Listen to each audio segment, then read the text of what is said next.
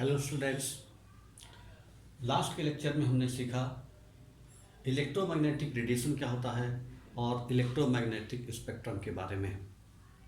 आज हम कुछ और नए कॉन्सेप्ट के बारे में पढ़ने जा रहे हैं। तो आज हम लोग सीखेंगे कुछ और नए कॉन्सेप्ट के बारे में। वो क्या है? Particle nature of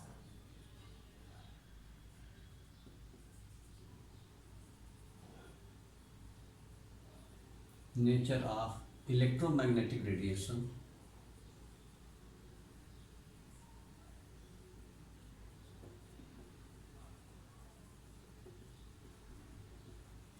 particle nature of electromagnetic radiation and Planck's quantum theory.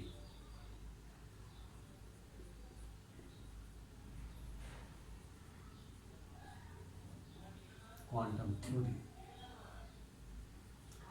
Particle nature of electromagnetic radiations and Planck's quantum theory. जो इलेक्ट्रोमैग्नेटिक रेडिएशन का जो वेव थ्योरी था उसने डिफ्रैक्शन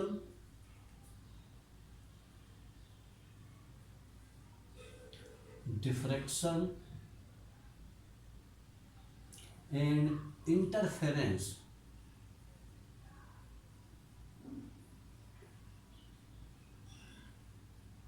डिफ्रैक्शन और इंटरफेरेंस जैसे फिनोमेना को सक्सेसफुली एक्सप्लेन किया। किस थ्योरी ने?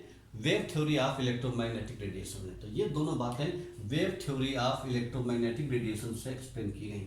Wave theory of electromagnetic radiation के through wave theory of electromagnetic radiation के थ्रू ये डिफ्रैक्शन एंड इंटरफेरेंस जैसे phenomena they are explained quite successfully. But according to this theory failed for the explanation of some concept black body radiation and photoelectric effect। मतलब जो wave theory of electromagnetism थी उसने diffraction और interference जैसे phenomena को successfully explain किया, लेकिन ये थ्योरी तब फेल हो गई जब ब्लैक बॉडी और फोटो इलेक्ट्रिक जैसे फिनोमेना को एक्सप्लेन करने में wave theory of electromagnetic radiation fail हो गई। तो वो फिर थ्योरी इसके थ्रू उन फिनोमेना को फिर कैसे एक्सप्लेन किया गया? उन फिनोमेना को particle nature of electromagnetic radiation से एक्सप्लेन किया गया। और ये जो थ्योरी थी पार्टिकल नेचर वाली, ये प्लैंक्स क्वांटम थ्योरी के नाम से जानी जाती है। तो हम प्लैंक्स क्वांटम थ्योरी क्या थी, इस बात को जानने के पहले हम जो दो नए शब्द हैं जिस वेव थ्योरी ने उनको एक्सप्लेन नहीं कर पाया, वो टर्म थे हमारे ब्लैक बॉडी रेडिएशन और फोटो इलेक्ट्रिक इफेक्ट। तो आखिर ये होता क्या है, ये क्या फिनोमेना है, तो इनके बारे में हम पहले जान लेते हैं। Black body radiation, black body क्या होता है? ब्लैक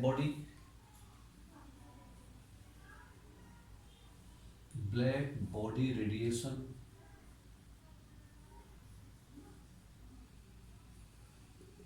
और फोटो इलेक्ट्रिक इफेक्ट। तो पहले ब्लैक बॉडी रेडिएशन क्या होता है ये हम जानते हैं।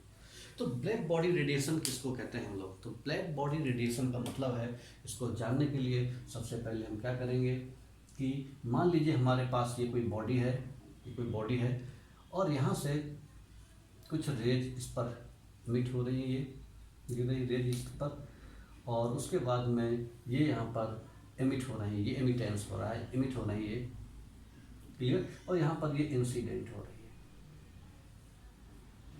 इंसिडेंट। अब क्या हो रहा है कि जब ये जो बॉडी है इस पर कोई रे फॉल करती है तो उसके बाद उससे टकराने के बाद रिफ्लेक्ट होकर के इमिट हो जाती है इधर, ठीक है। तो ये यहाँ पर क्या हो रहा है कि ये एब्जॉर्प्शन हो रहा है, यानी बॉडी क्या कर रही है, लाइट को एब्जॉर्ब कर रही है और फिर इमिट भी कर रही है। तो एब्जॉर्ब कब करेगी और इमिट कब करेगी, उसके लिए टेम्परेचर का रोल रहता है। अगर बाहर का टेम्परेचर ज़्यादा है, यानी इस बॉडी का टेम्परेचर कम है और इस बॉडी का टेम्परेचर ज़्यादा है, तो क्या होगा कि ये जो आपका है ये लाइट इधर की ओर फ्लो होगी और ये इसको एब्जॉर्ब करेगी, क्योंकि इसका टेम्परेचर बॉडी का कम है, इसलिए इसने लाइट को एब्जॉर्ब किया। अगर हम इसका टेम्परेचर बढ़ा दें बॉडी का, तो क्या होगा कि ये आपकी लाइट इमिट हो जाएगी।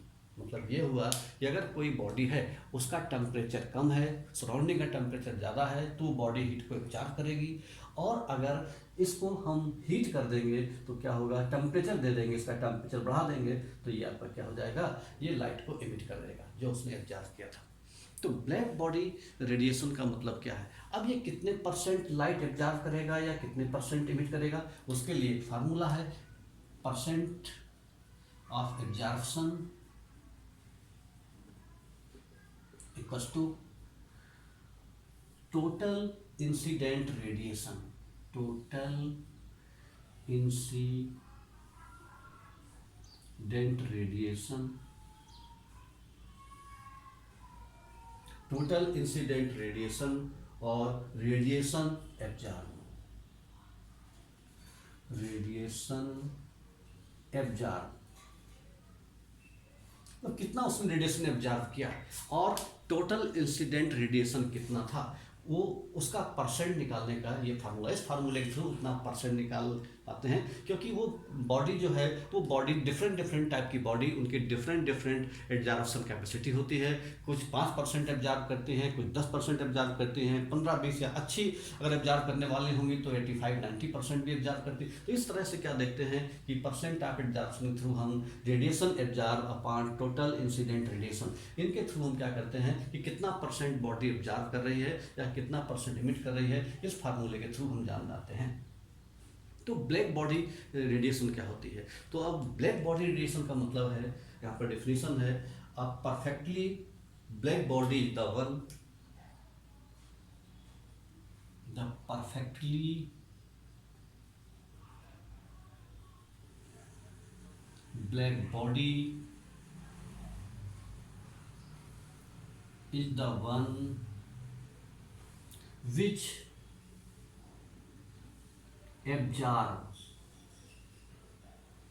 100% of, which absorb 100% of, which absorb 100% of energy radiation,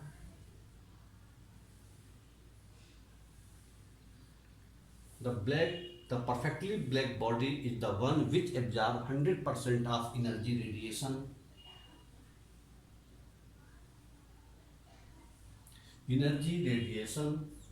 which is incident on it, which is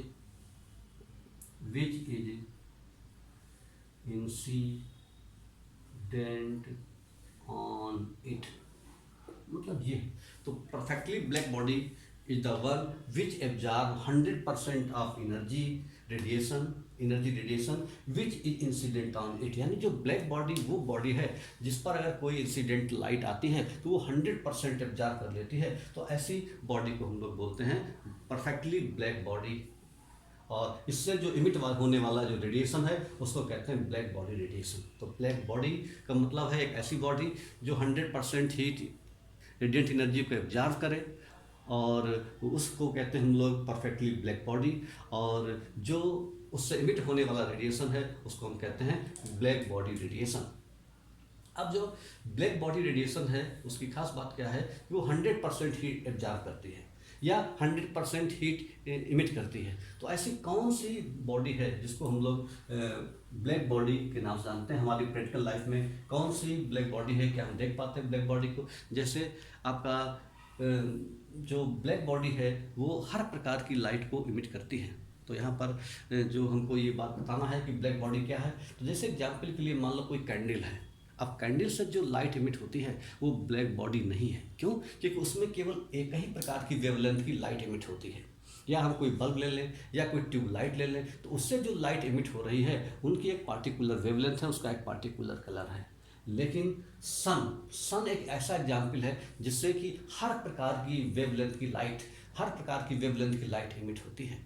तो sun is the example of black body, sun is the example of black body, क्योंकि उससे हर प्रकार का जो आपका radiation है वो emit हो रहा है। हर प्रकार की जो आपकी इलेक्ट्रोमैग्नेटिक रेडिएशन है उनकी डिफरेंट वेवलेंथ है, हर प्रकार की वेवलेंथ की लाइट को इमिट कर रहा है, इसलिए उसको हम क्या बोलते हैं? Black body. तो sun is the example of black body. तो sun is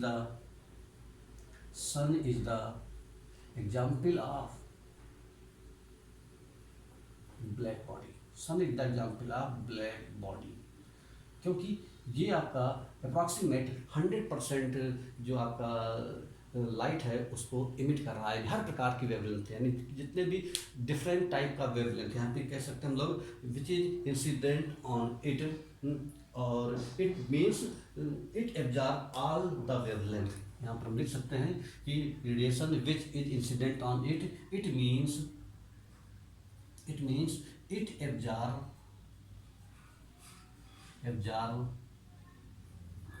all type of wavelengths, all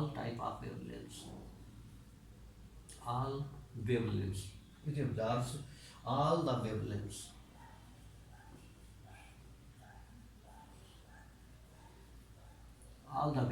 ऐसे जिससे सारी तरह की वेवलेंथ, ऑल द वेवलेंथ को एब्जॉर्ब करता है, उसी तरह से ऑल द वेवलेंथ को इमिट करता है। तो sun is the example of black body which emits all wavelengths, ठीक है, यानी जो आपका इलेक्ट्रोमैग्नेटिक रेडिएशन है हर प्रकार की वेवलेंथ को इमिट करता है। तो sun is the example of black body, ठीक है, और इससे इमिट होने वाले रेडिएशन को बोलते हैं हम लोग ब्लैक बॉडी रेडिएशन। यहाँ ध्यान रखने वाली बात यह है कि ब्लैक बॉडी का मतलब ये नहीं कि ब्लैक दिखाई पड़े, इसका मतलब ये नहीं है, जैसे सन क्या ब्लैक दिखता है, सन ब्लैक नहीं दिखता, लेकिन उसके बाद भी उसको हम लोग ब्लैक बॉडी रेडिएशन के नाम से जानते हैं, ठीक है।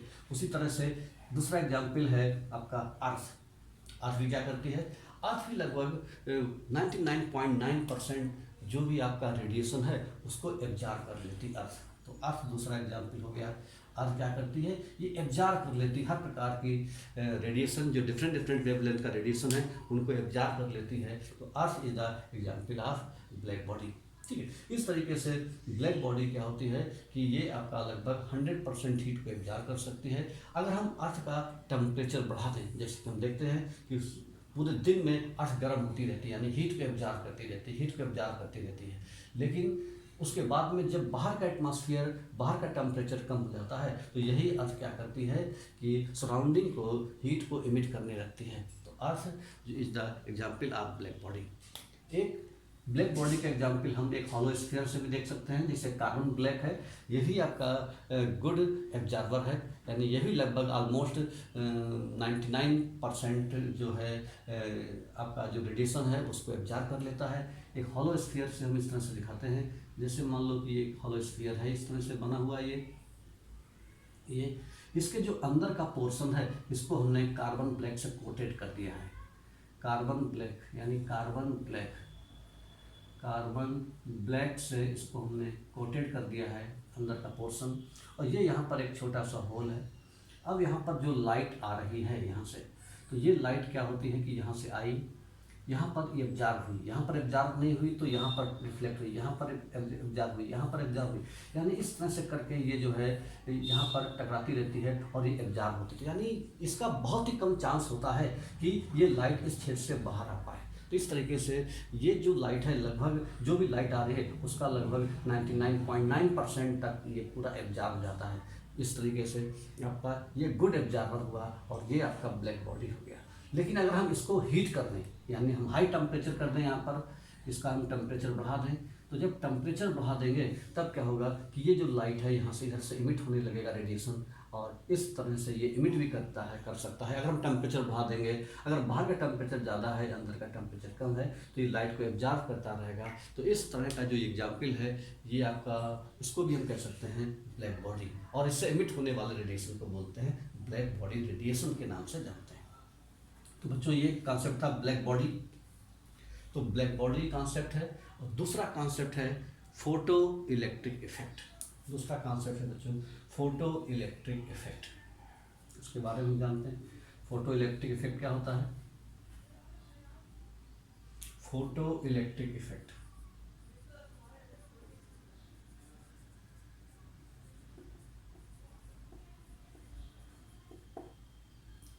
फोटो इलेक्ट्रिक इफेक्ट क्या है? फोटो इलेक्ट्रिक इफेक्ट का मतलब है कि जब कोई सर्टेन मेटल है, यहाँ पर ध्यान रखने वाली बात है, जब कोई सर्टेन मेटल है, यहाँ पर मान लीजिए यहाँ पर कोई एटम है, ये इस तरह से, यहाँ पर एक सर्टेन मेटल है और सर्टेन फ्रीक्वेंसी की लाइट। यहाँ पर दो बातें ध्यान रखनी है कि जो मेटल होनी चाहिए वो एक सर्टेन मेटल होनी चाहिए। हर प्रकार की मेटल में इस तरह का फिनोमेना नहीं होता। दूसरी तरह से जो लाइट की जो फ्रीक्वेंसी है वो भी फिक्स होनी चाहिए, सर्टेन फ्रीक्वेंसी। तो when certain frequency of light falls on certain metals then ejection of electron takes place. Then ejection of electron takes place, यानी जो इलेक्ट्रॉन है उनका इजेक्शन हो गया। इसी फिनोमेना को हम बोलते हैं फोटो इलेक्ट्रिक इफेक्ट। तो फोटो इलेक्ट्रिक इफेक्ट का मतलब क्या है? When certain frequency of light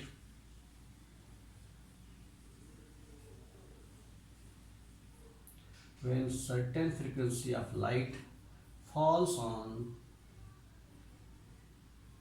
certain metal,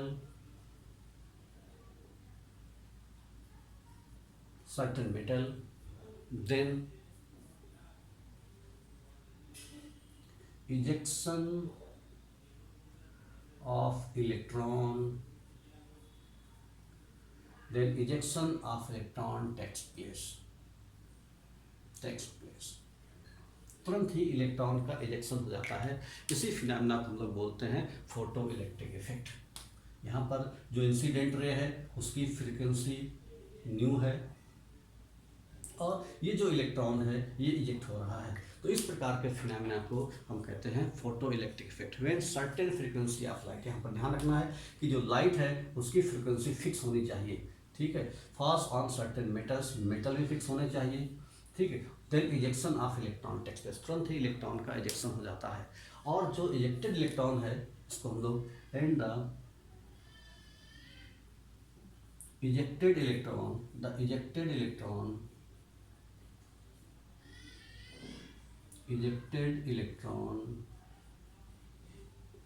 is known as photoelectrons। जो इलेक्टेड इलेक्ट्रॉन है उसको हम फोटो इलेक्ट्रॉन्स के बारे में जानते हैं।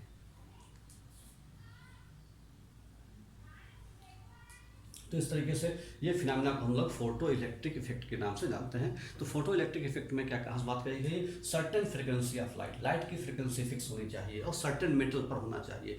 ऐसा नहीं कि हम किसी फ्रीक्वेंसी की लाइट डालें और मेटल कोई भी हो, ऐसा नहीं होना चाहिए। सर्टेन मेटल होना चाहिए तभी ये फिनोमेना होगा और जो लाइट है उसकी फ्रीक्वेंसी भी फिक्स होनी चाहिए, तभी इस तरीके का फिनोमेना हम ऑब्जर्व कर पाते हैं। और कौन कौन से फोटो इलेक्ट्रिक इफेक्ट में और कौन कौन सी खास बात देखने को मिली और कौन कौन सी चीज़ों को ऑब्जर्व किया गया? तो पहला पॉइंट में पहला जो आपका ऑब्जर्वेशन ये देखा गया कि जैसे ही हम लाइट गिरती है तुरंत ही आपका इजेक्शन ऑफ इलेक्ट्रॉन होता है, यानी बिना कोई टाइम लगाए। मतलब एक तरफ लाइट गिरी और तुरंत इजेक्शन ऑफ इलेक्ट्रॉन होता है। तो पहला पॉइंट ये है कि there is no time lag between the striking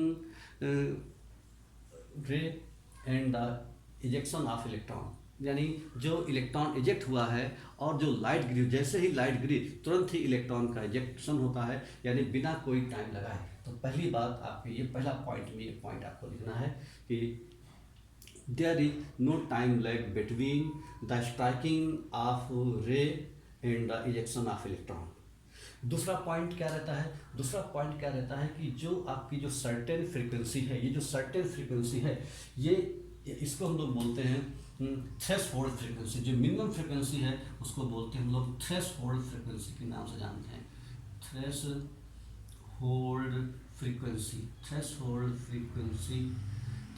frequency और इसको बोलते हैं हम लोग new not.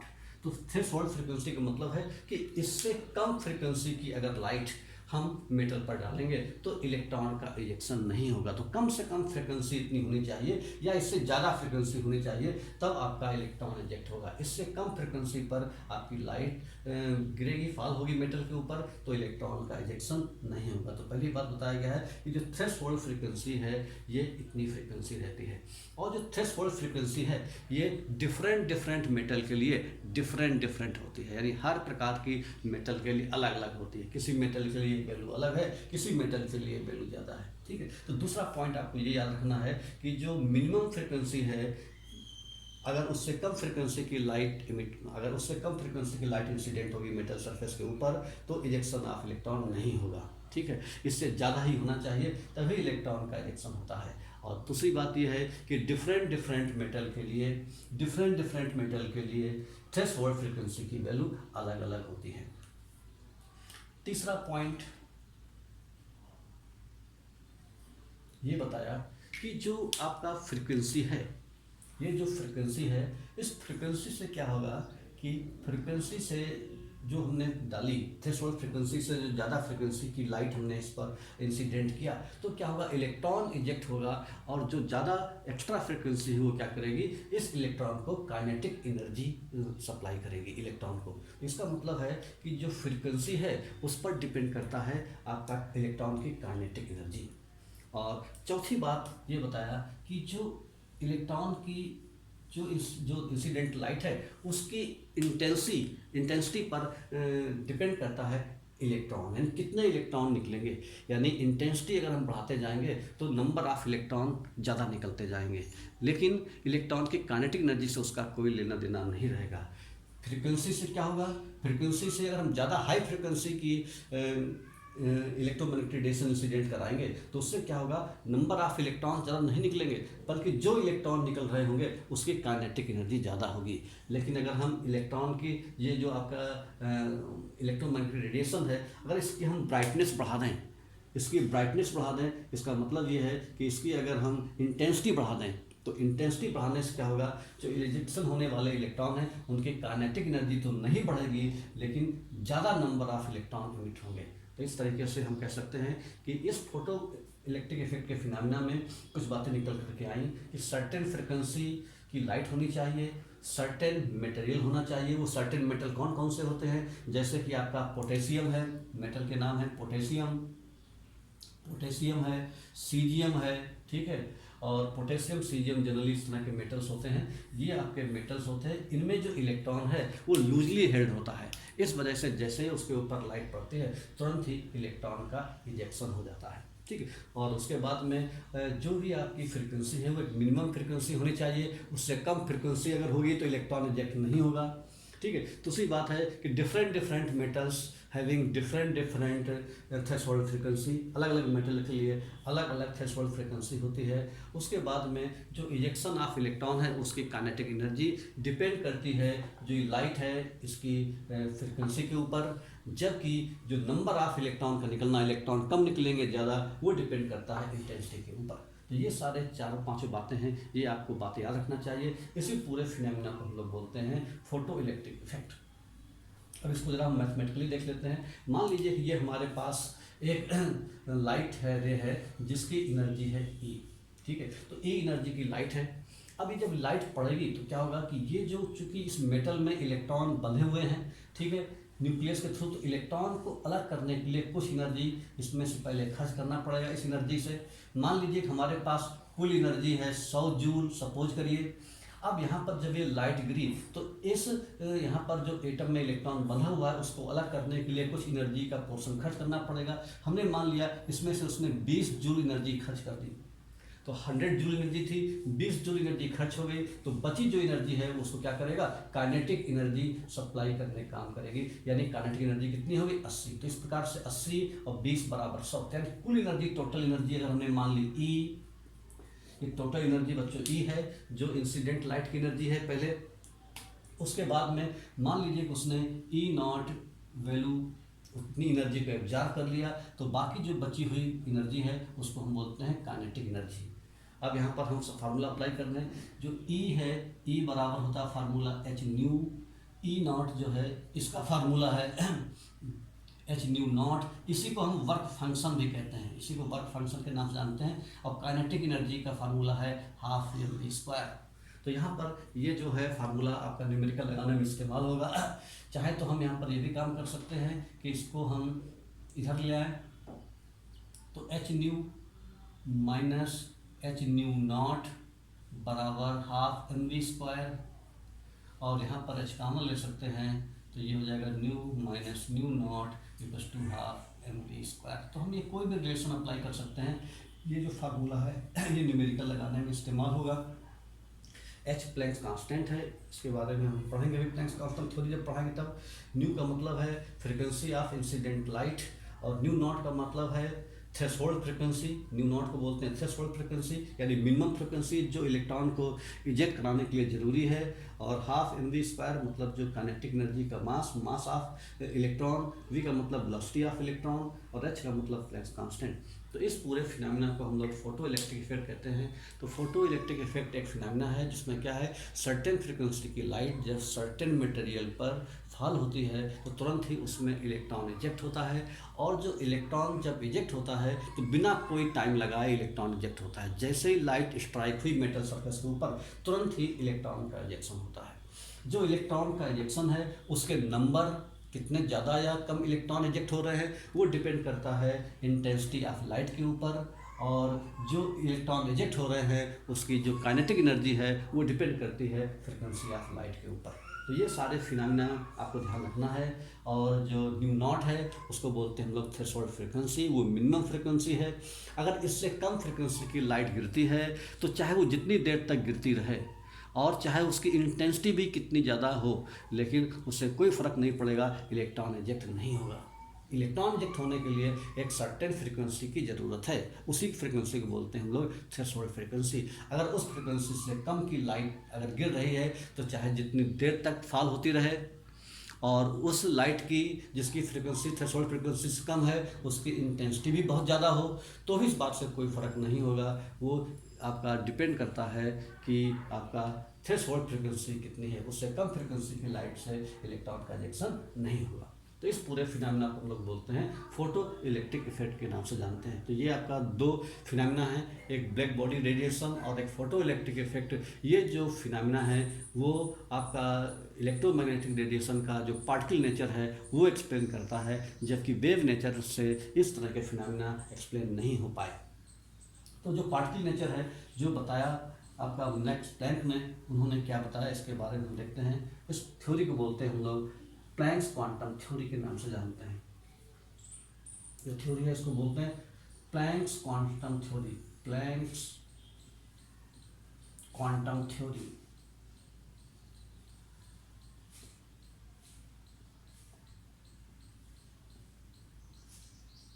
Planks quantum theory ये तो प्लैंक्स, मैक्स प्लैंक्स नाम के साइंटिस्ट थे, मैक्स प्लैंक।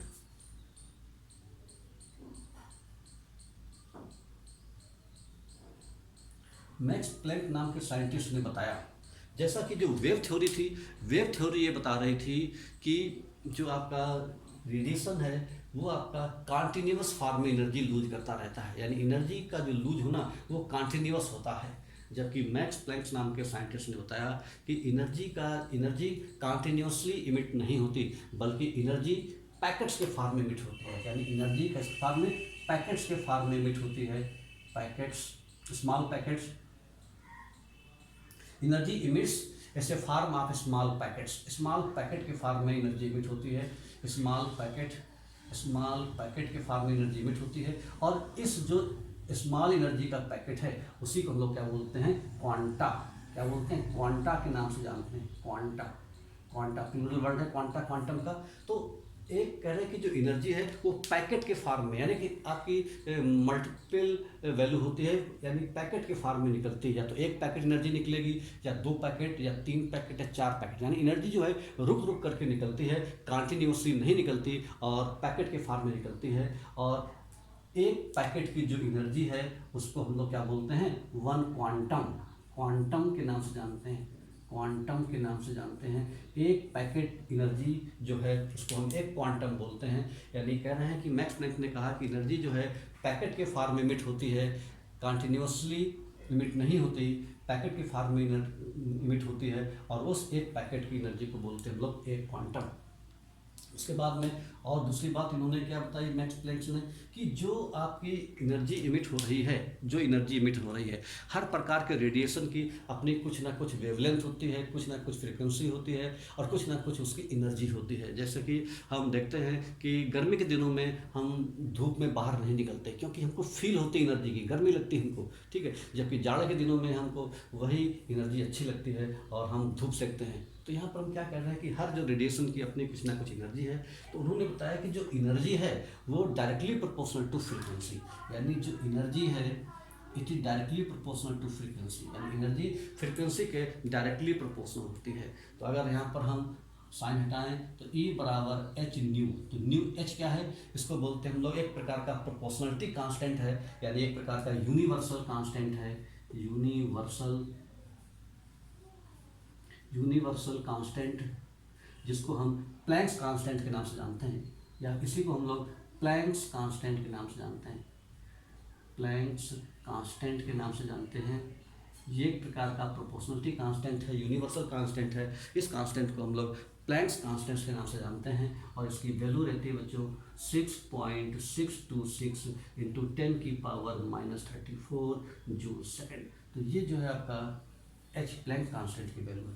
तो मैक्स प्लैंक ने ये बताया कि जो एनर्जी है वो स्मॉल पैकेट के फॉर्म में इमिट होती है, और एनर्जी रुक रुक करके निकलती है, पैकेट के फॉर्म में निकलती है, 1 पैकेट 2 पैकेट 3 पैकेट, इस तरह से एनर्जी निकलती है। और जो एनर्जी है वो आपका डिपेंड करता है डायरेक्टली फ्रीक्वेंसी के ऊपर, यानी फ्रीक्वेंसी जितनी ज़्यादा होगी एनर्जी उतनी ज़्यादा होगी, फ्रीक्वेंसी जितनी कम होगी एनर्जी उतनी कम होगी, यानी E is directly proportional to nu और E equals to H nu, where H is the Planck's constant, जिसकी वैल्यू है 6.626 इंटू 10 की पावर -34 जूल सेकेंड।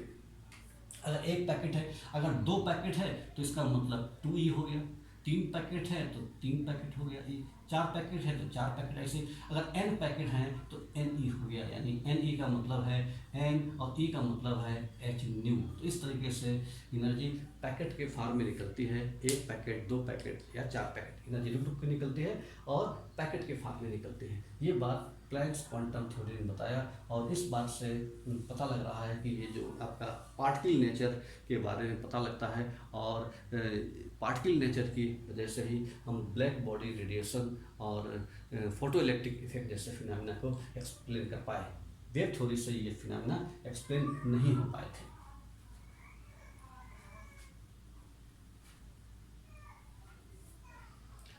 E बराबर एच न्यू, यहाँ पर हमने देखा E बराबर फार्मूला एच न्यू, और जो न्यू बराबर है ये फार्मूला होता है C/λ। न्यू फ्रीक्वेंसी है, लेमडा वेवलेंथ है, ये एक प्रकार का कांस्टेंट है जिसकी वैल्यू फिक्स होती है, जिसको बोलते हैं वेलोसिटी ऑफ लाइट। ये कितना है 3 × 8 मीटर पर सेकंड, इसकी वैल्यू फिक्स रहती है। तो इस तरीके से हम यहाँ पर ये फार्मूला अप्लाई कर सकते हैं न्यूमेरिकल लगाने के लिए, E बराबर H × C/λ।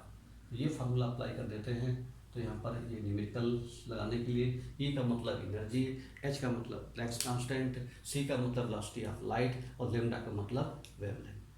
Okay students.